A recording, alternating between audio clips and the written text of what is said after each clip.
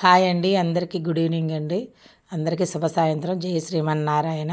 అందరికీ ముందుగా శ్రావణ మాసపు శుభాకాంక్షలు అండి. ఇవాళ నుంచి స్టార్టింగ్ కదండి. అందరూ ఆయురారోగ్యాలతో అష్టైశ్వర్యాలతో ఆ శ్రీమన్నారాయణ లక్ష్మి కరుణ కృప అందరి మీద ఉండాలని నేనైతే మనస్ఫూర్తిగా కోరుకుంటున్నానండి. అందరూ ఆయురారోగ్యాలతో అష్టైశ్వర్యాలతో సుఖ సంతోషాలతో అందరూ బాగుండాలని మనస్ఫూర్తిగా కోరుకుంటున్నానండి. చూడండి, మల్లెపూలు, గుండు మల్లెపూలు అండి. అంటే ఇవి మామూలుగా అయితే సాయంత్రానికి విచ్చిపోతాయి. ఇవి అయితే సాయంత్రానికి విచ్చవండి. మనం సాయంత్రం 3, 4కి కోసిన, 5కి కోసిన అర్ధరాత్రి కాడ మిడ్ నైట్లో విచ్చుతాయి అనమాట. తెల్లారికైతే ఒక తామర పువ్వు ఎట్లా విచ్చుకుంటే బాగుంటుంది, అట్లాగా లోటస్ అంటారు కదండి, తామర పువ్వులు అట్లాగా విచ్చుకుంటాయండి.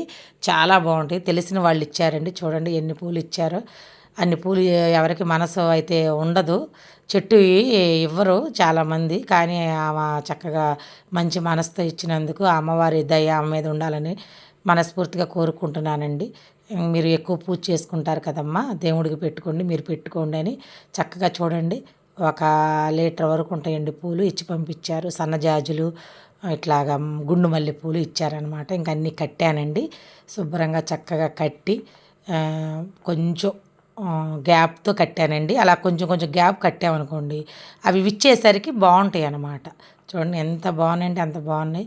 స్మెల్ కూడా చాలా బాగుంటాయండి. మనం కొనుక్కునే మల్లెపూల కన్నా ఎక్కువ స్మెల్ వస్తుంది ఇవి.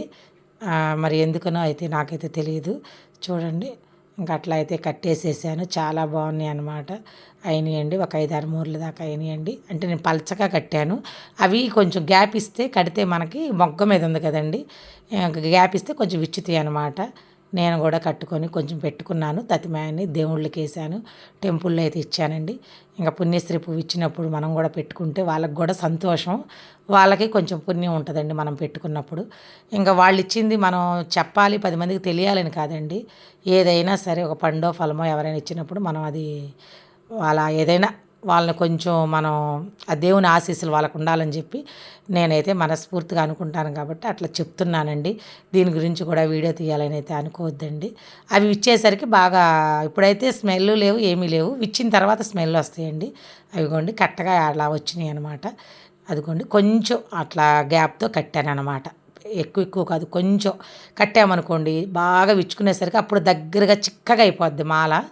నేనైతే అలాగా కట్టేశానండి. బాగానే కట్టేస్తా కాబట్టి నేను గబగబా కట్టేశాను. ఇంకా రాని వాళ్ళైతే కొంచెం లేట్గా కడితే ఒక 1 అవర్ పట్టేది ఈజీగా. నేను ఒక 10 మినిట్స్లో అయితే కట్టేశానండి. కొంచెం అది పసర మొగ్గలుగా ఉన్నాయి, విచ్చుతీయలేని నాకైతే పారేయాలంటే మనసు ఒప్పలేదన్నమాట. అందుకే కట్టేశానండి. ఆ మొగ్గల్లో అవి కూడా కలిసిపోతాయిలే అని అన్నట్టుగా కొంచెం కొంచెం పసర మొగ్గలైనా సరే కట్టేశాను. దేవుడికి కూడా ఇచ్చి పంపించాను. నా ఈ చిన్ని వీడియో మీకు నచ్చితే కనుక ఒక లైక్ చేయండి, కామెంట్ చేయండి. కొత్త వాళ్ళైతే కనుక ఛానల్ని సపోర్ట్ చేయండి. నా ఛానల్లో వీడియోలు నచ్చితేనే సపోర్ట్ చేయండి ఫ్రెండ్స్. అదిగోండి ఇంక కట్టేసాను అనమాట. నేనైతే నీళ్ళు కూడా జల్లలేదండి.